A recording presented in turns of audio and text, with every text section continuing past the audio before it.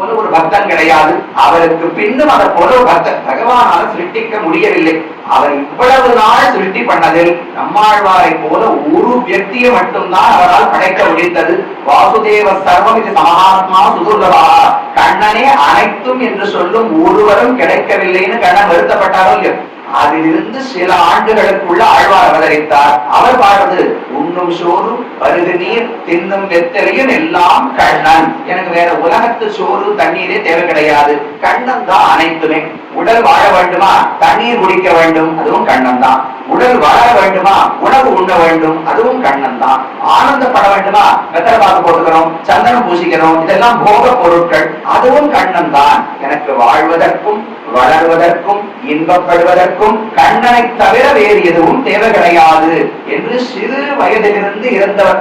எங்க விட்டோம், ஆழ்வார் பிறந்தார் மாறன்னு திருநாமம், பராங்குஷன்னு திருநாமம், சடகோபர்னு திருநாமம், பல திருநாமங்கள். சின்ன குழந்தை ஆழ்வார குருகூரு கழைத்துக் கொண்டு வந்து பகவானை தரிசிப்பித்தார்கள் பெற்றோர்கள். அப்போது அங்கு ஒரு புளிய மரம், அந்த புளிய மரத்துக்கு அருகிலே ஆழ்வார் போய் அமர்ந்து கொண்டவர். 14 ஆண்டு காலம் அங்கேயே யோக தசையில் எழுந்தருளி இருந்தார். சாதாரண உலக குழந்தையை போல பால் சாப்பிட்டது கிடையாது, விளையாடினது கிடையாது, தூங்கினது கிடையாது, எதுவும் கிடையாது. 14 ஆண்டுகள் அங்கேயே யோகத்தில் எழுந்தருளி இருந்தார். அதற்கு பிறகுதான் மதுரகவி ஆழ்வார் வந்து அவரை எழுப்ப, அதுக்கு மேல 14 ஆண்டுகள் 4 பிரபந்தங்களையும் பாடினார். 32 ஆண்டுகள் தான் மொத்தம் இந்த பூவுலகத்தில் இருந்ததே.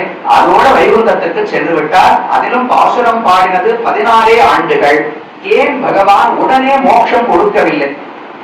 ஆழ்வாருடைய உயர்வு என்னன்னு பார்த்தோம். இந்த உயர்வெல்லாம் அவர் படிப்படியாக சம்பாதிக்கவில்லை. பிறக்கும் பொழுதே இவ்வளவு பக்தி இருந்ததுன்னு பார்க்கிறோம் இல்ல.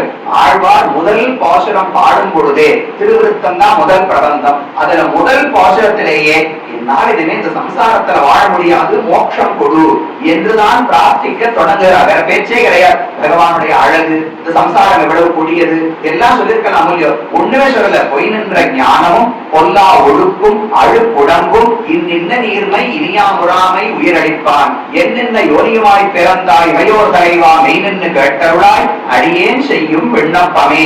ஒரே விண்ணப்பம் தான் என்கிட்ட இருக்கு, இந்த உலகத்தில் இனிமே என்னை வைக்காதே. பொய் நின்ற ஞானம், எல்லா அறிவுமே தவறாக பொய்யாக இருக்கிறது. ஏன் நாங்களாம் நன்னாதானே, நாங்க புவியியல் படிச்சிருக்கோம், வேதியியல் படிச்சிருக்கோம், கணிதம் படிச்சிருக்கோம், ஆங்கிலம் தமிழ் எல்லாம் படிச்சிருக்கோமே. ஞானம் பொய்னு ஆழ்வார் சொல்றாரு என்னால் பகவானை தெரிந்து கொள்ளாமல் வேறு எதை தெரிந்து கொண்டாலும் அந்த ஞானத்துக்கு பிரயோஜனமே கிடையாது. அப்ப உலகத்து ஞானம் அனைத்துமே பொய்யாகத்தான் இருக்கிறது, பயனில்லாமல் இருக்கிறது. ஞானமே சரியாக இல்லாவிட்டால் நடத்தை அனுஷ்டானமும் சரியா வராது. இந்த உடம்பு மிகவும் அழுக்கான உடம்பு, அதனால் இது மூன்றுமே எனக்கு வேண்டாம், இந்த சம்சாரத்தில் என்னை வைக்காதே என்று முதல் பாசுரத்தை ஆழ்வார் பாடத் தொடங்கினார். பகவானுக்கு கருணை எப்போதும் உண்டு. ஆழ்வாருக்கு எப்போதும் அடைய வேண்டும் என்கிற ஆசை இருக்கிறது. இந்த பாசுரத்தை பாடின உடனே மோட்சம் கொடுத்துக்க வேண்டாமா? நமக்கெல்லாம் எப்ப நம்பிக்கை வரும்? ஒரு பெரிய பக்தர் இருந்தார் நம்மாழ்வார் என்று, 14 ஆண்டுகள் யோகத்தில் இருந்தார். எழுந்திருந்து முதல் பாட்டு இந்த பாசுரத்தை பாடினார். பாடின உடனே பகவான் ஓடி வந்து கஜேந்திரனை ரட்சித்தது போல ஆழ்வாரை ரட்சித்து வைகுந்தத்தை கொடுத்தார். சொன்னா முடிஞ்சு போயிருக்கோம், கட்டமே இல்லை. ஒரே பாட்டு தான் ஆழ்வார் பாடினார். 1400 பாட்டு படிக்கவே வேண்டாம். 4000 பாசுரங்களில் 1400 குறைஞ்சு போயிருக்கும். ஒரே பாட்டு தானே நம்மாழ்வார் பாடியிருப்பார். அப்படி பாடியிருந்தால் தானே பகவானுக்கு கருணை உண்டு என்று பொருள். ஆழ்வாருக்கு என்ன தகுதியில் குறைவு? என்ன பக்தி இல்லையா, ஞானம் இல்லையா, வைராக்கியம் இல்லையா, சரணாகதி செய்யவில்லையா? ஏன் பகவான் மோட்சம் கொடுக்கவில்லை என்றால் 3 காரணங்கள் தெரிவிக்கிறார்கள். முதல் காரணம் நாடு திருத்த. பகவான் முடிவு செய்து விட்டார், இந்த ஆழ்வாரை கொண்டுதான் உலகத்தை திருத்த வேண்டும் என்று. அவர் எத்தனையோ முறை பிறந்து பார்த்தாலும் ஒன்றும் பிரயோஜனம் இல்லை. அப்ப இனிமேல் நாம் நம் பெருமையை சொல்லி பயன் கிடையாது, ஆழ்வார்கள் மூலம் நம் பெருமையை உலகத்தில் சொல்ல வேண்டும் என்று முடிவு செய்து விட்டார். அப்போ ஊர்ல ஒரு வழக்கம் இருக்கும், நம் பிள்ளைய பட்டினி போட்டாலும் பிறர் பிள்ளைக்கு சோறு இடுறது என்று. நம்ம வீட்டுல ஒரு குழந்தை இருக்கு, திடீர்னு வேறு ஒரு விருந்தாளி வந்து விடுகிறார். அப்ப என்ன பண்ணுவோம்? நமக்கு இருக்கிற உணவை குறைத்துக் கொண்டு விருந்தாளிக்கு உணவு போடுவோம். அதுவும் போடவில்லை என்றால் நம்ம வீட்டு குழந்தைய பட்டினி போட்டாலும் வந்த ஒரு குழந்தைக்கு சோறு போட வேண்டும், இல்லாத பசியோடு இருக்கிற ஒரு குழந்தைக்கு சோறிட வேண்டும். அதை போல பகவானுக்கு ஆழ்வார்தான் நம்ம தன் வீட்டு குழந்தை. அந்த குழந்தைய பட்டினி போட்டாலும் பரவாயில்லை, ஊர்ல இருக்கிற மற்ற ஜனங்களுக்கு உபதேசம் பண்ண வேண்டும் என்று பகவான் முடிவெடுத்து விட்டார். அதனால திருவிருத்தம் முழுக்க, திருவாசிரியம் முழுக்க, பெரிய திருவந்தாதி முழுவதும், திருவாய்மொழி முழுவதும் பாடி முடிக்கும் வரை ஆழ்வாருக்கு மோட்சமே கொடுக்கவில்லை. ஏன்னா இவர் பாசுரத்தை பாட பாடத்தான் ஊரில் மக்கள் திருந்த போகிறார்கள். இவருக்கு பக்தி இருக்கிறதேன்னு முதல் பாட்டிலேயே மோட்சம் கொடுத்திருந்தால் பகவான் இவரை படைத்த பயனே கிடைக்காமல் போயிருக்கும். அப்ப நாட்டை திருத்துவதற்காக ஆழ்வார் வச்சாராம். 22 தடவை கெஞ்சினார், இனி என்ன வைக்காதே, இனி என்ன வைக்காதே, இனி என்ன வைக்காதேன்னு 22 முறை ஆழ்வார் கெஞ்சினார். பகவான் மோட்சமே கொடுக்கல. கடைசியில பிரபந்தம் முடிந்த பிறகுதான் கொடுத்தார். முதல் காரணம் நாடு திருத்த, இரண்டாவது பிரபந்தம் தலை கட்ட. ஆழ்வார் என்ன தப்பு பண்ணிட்டார்? முதல்ல பிரபந்தத்தை தொடங்கும் போதே 1000 திருவாய்மொழி 1000 பாசுரங்களுக்குள்ள இது முதல் 10 பாசுரங்கள்னு பாட்டு பாடிட்டார். பெருமான் நன்னா முடிச்சுட்டார். பாத்தீங்கன்னா நீரே பாடிட்டே 1000 முடிச்சாதான் மோட்சம். எப்ப 1000 பாடினோம் நடுவிலே பிரபந்தத்தை நிறுத்த முடியாது. அதனால முடியும் வரை இருக்க வேண்டும்னு வற்புறுத்தினார். மூணாவது காரணம் சொன்னார், நச்சு பொய்கை ஆமைக்கு. பகவானுக்கு ஒரு பயம். யாராவது ஆழ்வாருடைய சரித்திரத்தை படிக்கும் பொழுது ஆழ்வார் ஒரு பாசுரம் பாடி சரணாகதி பண்ண உடனே பகவான் மோட்சத்தை கொடுத்து விட்டான் என்கிற கதையை கேட்டா நாம யாராவது சரணாகதி பண்ண வருவோமா? இன்னும் நேரம் இருக்கு, இப்பதான் பையனுக்கு கல்யாணம் பண்ணிருக்கேன், பேரம் பிறக்கணும், பேத்தி பிறக்கணும், பூனல் போடணும், கல்யாணம் பண்ணணும், எல்லாம் முடிச்சு எப்ப மரணம்னு தெரிகிறதோ அப்ப சரணாகதி பண்றேன். ஏன்னா சரணாகதி பண்ணா உடனே மோட்சம் கொடுத்துட போற, உயிர் போய்விடுனே. இந்த உலகத்துல வாழறதுக்கு நமக்கு அவ்வளவு ஆசை. ஒரு ஊர்ல ஒரு குளம் இருக்கு, அந்த குளத்துல நஞ்சு கலந்து இருக்கிறது, விஷம் கலந்து இருக்கிறது சொன்னா யாராவது கிட்ட போகுமா?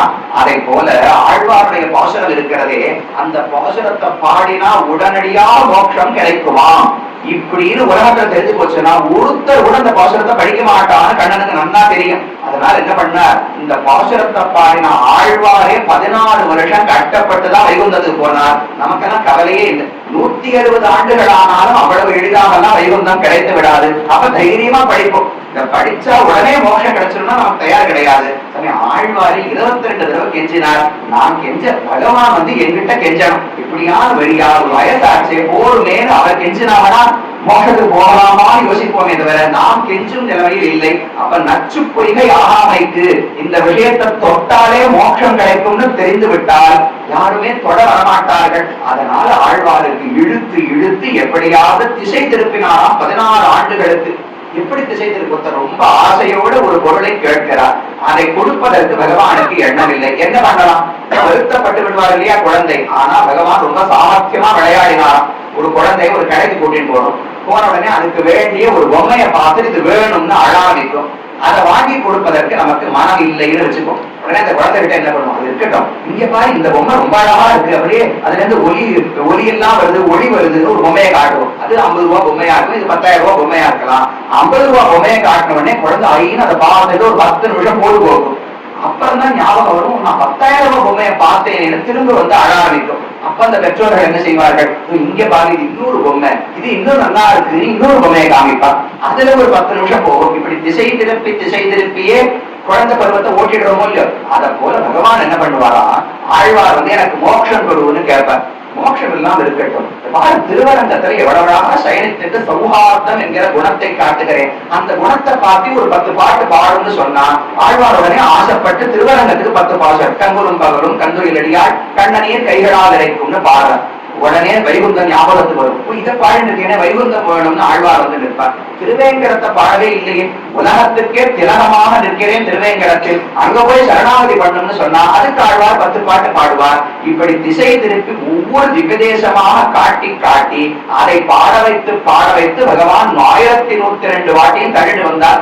அதனுடைய இறுதியில் தான் ஆழ்வாருக்கு மோட்சத்தை கொடுத்தார். ஆனா அதுல என்ன ஆச்சரியம்னால், ஆழ்வார் புளிய மரத்தை விட்டு ஓடாடி நடந்தது கிடையாது. ஆழ்வார்களுக்குள் சென்று சென்று பாசுரம் பாடினவர்களும் உண்டு, இருந்த இடத்திலிருந்து பாசுரம் பாடினவர்களும் உண்டு. திருமங்கை ஆழ்வாருக்கு சிறப்பு, பதரீகாசிரமத்திலிருந்து திருப்புல்லாணி வரைக்கும் தன்னுடைய குதிரையோடு போய் பாசுரம் பாடியிருக்கார். அதனால்தான் ஆழ்வார் திருமங்கை ஆழ்வார் பாசுரத்தை பார்த்தா வரிசை இருக்கும். நாம் அதை வச்சுட்டு யாத்திரையே போகலாம். பதரீகாசிரமத்தை ஆரம்பிச்சவர் அங்கே திருப்பிரதி, கட்டரண்டம், கடிநகர் ஒவ்வொன்னா இறங்கி வந்து அவோகலம் வந்து அங்கிருந்து திருவல்லிக்கேணி வந்து இங்கிருந்து தொண்டநாடு பிடிச்சிட்டு சோழ நாட்டுக்கு போய் இப்படி வரிசையா தான் திருமங்கை ஆழ்வாருடைய பாசனம் இருக்கும். நம்மாழ்வாருக்கு அதை போல கிடையாது. திருப்புலி ஆழ்வாருக்கு அடியிலே அமர்ந்து கொண்டிருப்பார். திடீர்னு அந்த இடத்துல திருக்குறுங்குடி நம்பி வந்து நின்னார்னா அவரை பத்தி 10 பாட்டு பாடுவார். உடனே வானமாவல் பெருமாள் வந்தார்னா அவரை பத்தி 10 பாட்டு பாடுவார். கும்பகோணம் ஆறாமுதன் தோன்றினார்னா அவருக்கு 10 பாட்டு.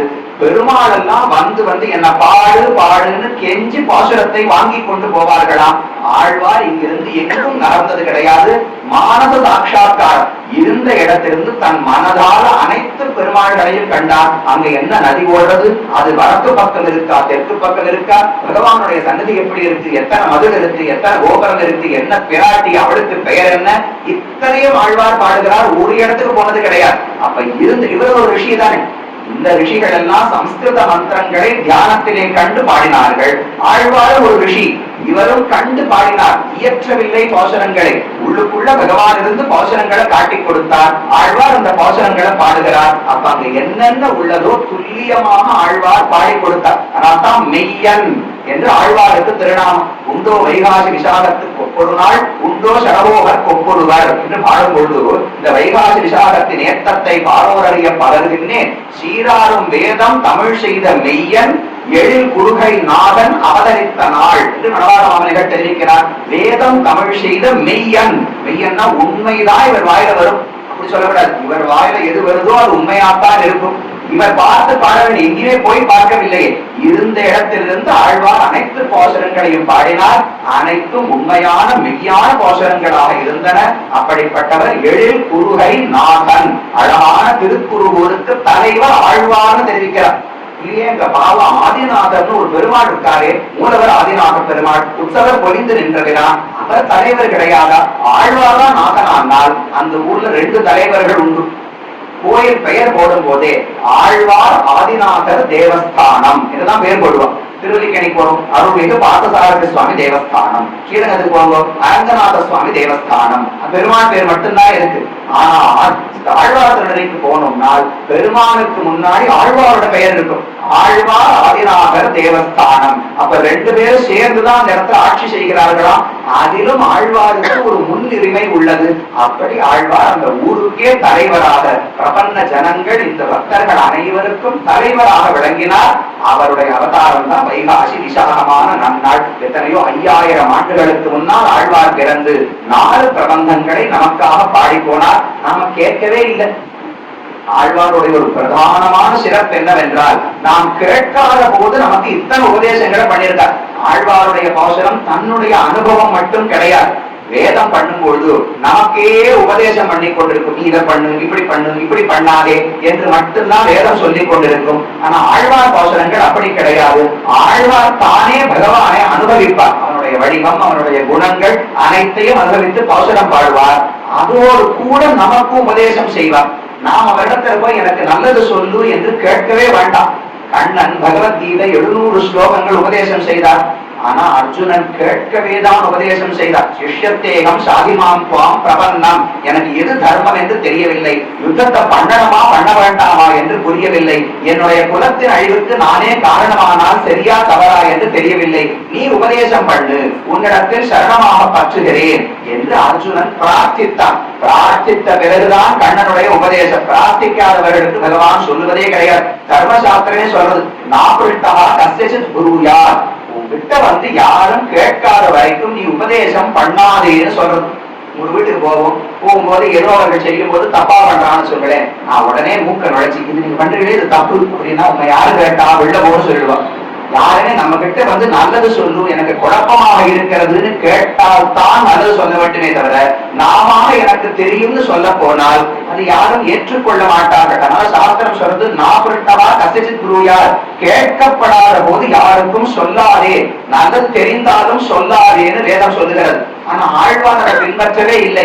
நாம் யாரும் கேட்காத போது எத்தனையோ உபதேசங்கள்.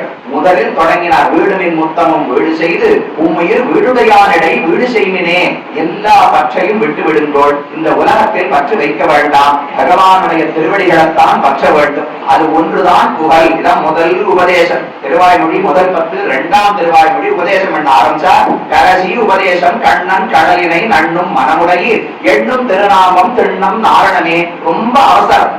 ஆழ்வார் நம்மாழ்வார வைகுந்தத்துக்கு அழைத்துக் கொண்டு போவதற்காக பகவான் வந்து ஆகாசத்தில் காத்து கொண்டு நிற்கிறார். இவர் புறப்பட வேண்டும். புறப்படும் போது இப்ப மெதுவா ஒரு அரை மணி நேரம் பேசிவிட்டு வர முடியுமா? ஒரு பெண்ணுக்கு கல்யாணம் ஆகுது.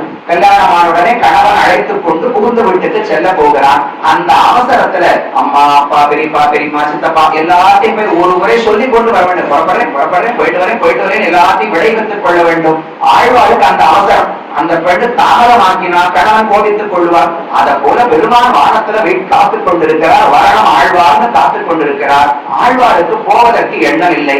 இன்னும் மக்களுக்கு நல்லது சொல்ல வேண்டும். கடைசி நிமிஷத்துல ஒரு நல்லது சொல்ல வேண்டும் நினைத்தார். அதனால சுருக்கமான பாசுரம். கண்ணனுடைய திருவடிகளை அடைய ஆசைப்பட்டீர்கள் என்றால் திருநாமம் நாரணன், நாராயணன் என்கிற திருநாமத்தை நினைக்க வேண்டும் என்று தொடங்கி 10 பாசுரங்களால் சுருக்கமான உபதேசங்களை பண்ணார். அப்ப தான் அனுபவித்தார் என்பது ஒரு ஏற்றம். ஆழ்வார்கள் அனைவருக்கும் போல் இல்லாமல் பிறக்கும் போதே ஞானபக்தி வைராக்கியங்களோடு அனுகிரகத்தால் பிறந்தார். இது மற்றொரு ஏற்றம். வேதத்துக்கு சமமான, சம்ஸ்கிருத வேதத்துக்கு சமமான பிரபந்தங்களை பாடினார். மற்றொரு ஏற்றம், கேட்கப்படாத போதும் உபதேசத்தை செய்தார். இந்த குணம் சீதைக்கு உண்டு. ராவணன் அவளிடத்தில் நல்லது சொல்லு என்று கேட்கவே இல்லை. ஆனா தானா ராவணனுக்கு உபதேசம் பண்ணி பார்த்தாள். விபீஷணனுக்கு உண்டு. தானாக தன்னுடைய அண்ணன் ராவணனுக்கு நல்லது சொல்லி பார்த்தான். பிரகலாதனுக்கு உண்டு. இரண்யகசிபு திருந்த மாட்டான் என்று தெரிந்திருந்தும் அவனுக்கு உபதேசம் பண்றார். ஐயோ தகப்பனாரே, கோபம் கொள்ள வேண்டாம். விஷ்ணுதான் அனைவருக்கும் அந்தர்யாமி. உனக்குள்ள அவர்தான் இருக்கார், எனக்குள்ளும் அவர்தான் இருக்கார். அவரை பகைத்துக் கொள்ளாதே. ஒரு நாளும் அவன் காதல விழப்போறதே கிடையாது. ஆனாலும் முயற்சி பண்ணாலும். அப்ப சீதை, விபீஷணன், பிரகலாதன் இதை போல ஒரு சிலருக்கு மட்டும்தான் இந்த உயர்ந்த கருணை உண்டு.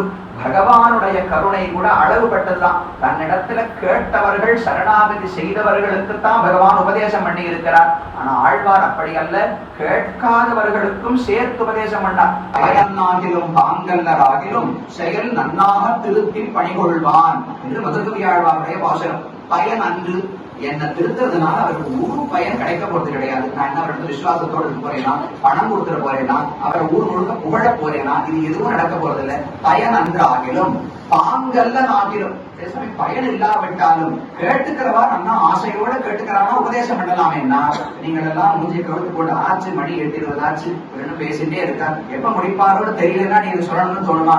அதை போலத்தான் மதுரகவி ஆழ்வார் நான் இருந்தேன். பாங்கல்லன், எனக்கு உபதேசம் பண்றதுக்கு எனக்கே புத்தி வராது. அவ்வளவு சுமாராக உபதேசத்தில் ஈடுபாடே இல்லாமல் நான் இருந்தேன், ஆசையே இல்லாமல் இருந்தேன். அப்ப பயன் அன்று என்னை திருத்துவதால் ஆழ்வாருக்கு எந்த பயனும் இல்லை. பாங்கல்லன் ஆகிலும், திருத்துவதற்கு பாங்காக தகுந்தவனாக நானும் இருக்கவில்லை. ஆனால் செயல் நன்னாக திருத்தி பணிகொள்வான். தன்னுடைய செயலாலே என்னை நன்றாக திருத்தி நானும் பக்தனாக ஸ்ரீவைஷ்ணவனாக ஆகும்படிக்கு ஆழ்வார் ஆக்கினார். அந்த ஆழ்வாருக்கு நாம என்ன பண்றது? உந்தன் மொய்களுக்கு அன்றையே ஆழ்வார் திருவடிகளுக்கு அன்பு செலுத்த வேண்டும். செலுத்தி முடித்து விட்டேன் என்று ஒரு நாள் சொல்ல முடியாது. ஒரு ஆச்சாரியன் நமக்கு பண்ண உதவிக்கு நம்ம படிக்கிறோம். திரும்ப ஒரு 25 வயசு பள்ளிக்கூடம் படிக்கிற வரைக்கும் பள்ளிக்கூட ஆசிரியர்கிட்ட மதிப்பே இருக்காது பிள்ளைக்கு. அடுத்தது கல்லூரிக்கு போறோம் பாருங்க, அங்கதான் தெரியும் ஆசிரியர்னா பள்ளிக்கூட ஆசிரியர் தெய்வம். கல்லூரியில ஒருத்தரும் பாடமே எடுக்கிறது இல்ல, சொல்லியே கொடுக்கறது இல்ல, பள்ளிக்கூடமே தேவையில்லைன்னு தோன்றது இல்லையோ. உடனே அந்த கல்லூரியில சேர்ந்தவர்கள் எல்லாம் திரும்ப பள்ளிக்கூடத்துக்கு போவா. போய் அந்த ஆசிரியர்கள் எல்லாம் பார்த்து ரொம்ப நன்றி, நீங்க தான் என்னை வளர்த்து விட்டீர்கள். இல்ல இன்னொரு 40 வயசு ஆகும், 50 வயசு ஆகும், திரும்ப ஆசிரியர் இடத்துல போய் பார்த்து நீங்க தான் முதல்ல எனக்கு கணக்குல ஒரு ஆசையை ஏற்படுத்தினீர்கள், நீங்க தான் எனக்கு இந்த நிலையை கொடுத்ததுன்னு ஒரு நன்றி சொல்றது. எந்த நன்றி சொன்னாலும் அது போதவே போவது கிடையாது. அதை போல பகவான் நமக்கு செய்த உதவியை விட ஆழ்வார் நமக்கு செய்த உதவி மிக பெரியது. அதுக்கு பிரத்யுபகாரம் பதில் உதவி என்ன பண்ணலாம்னால், முயல்கின்றேன் உந்தன் மொய்களுக்கு அந்தையே, உன் திருவடிகளில் அன்பு செலுத்தி விட்டேன். ஒரு நாள் சொல்ல முடியாது, முயற்சி பண்றேன், இன்னைக்கு முயற்சி பண்றேன். அடுத்த வைகாசி விசாகத்துக்கு மட்டும் முயற்சி பண்ணா போறாது, தினமும் முயற்சிக்க வேண்டும். தினமும் ஆழ்வாரை நினைத்துக் கொள்ள வேண்டும். அவர் கொடுக்கவேதான் இந்த பிரபந்தங்கள், அவர் கொடுக்கவேதான் இன்னைக்கு நாமும் உபய வேதாந்தம். ஸ்ரீவைஷ்ணவத்துக்கு இருக்கிற பெருமை 2 வேதாந்தம், சம்ஸ்கிருதத்துல வேதாந்தம், தமிழிலே வேதாந்தம், 2 கண்ணாக வச்சுட்டு இருக்கோம் இல்லையோ. ஆழ்வார் பிறக்காமல் போனால் இன்றைக்கும் ஒரு கண்ணோட பார்த்து கொண்டு நாம் தெரிய வேண்டியதுதான். அந்த நன்றியோடு முயல்கின்றேன், எத்தனாள் பாசனம் சொன்னாலும் இப்படித்தான் முயல்கின்றேன். நிகழ்காலத்துல திரு மதுரகவி ஆழ்வார் பாடினார், முயன்றேன் சொல்லல, முயல்வேன் சொல்லல, முயல்கின்றேன். முயல்கின்றேன் முயல்கின்றேன், எத்தனை நாள் பண்ணாலும் முயற்சி செய்கிறேன்னு சொல்லி முடிக்கலாம். ஏன்னா அவர் பண்ண உதவிக்கு நிகராக ஒரு நாளும் நாம் அன்பு செலுத்தி முடித்துவிட முடியாது. அது ஆழ்வாருக்கு இருக்கும் பெருமை. தன்னை பற்றாதவர்களுக்கு உபதேசம் பண்ணார், தான் சொல்வதை கேட்கவே விருப்பம் இல்லாதவர்களுக்கு உபதேசம் பண்ணார். ஆனா கடுமையான ஒரு வார்த்தை பிரயோகம் பண்ணது கிடையாது. நம்ம பார்த்தா நமக்கே சட்டுன்னு ஒரு குழந்தைக்கு சொல்லி கொடுக்கிறோம், 4 தடவை சொல்லி குழந்தை கேட்கறதுனா கோபம் வந்துடுறதோ.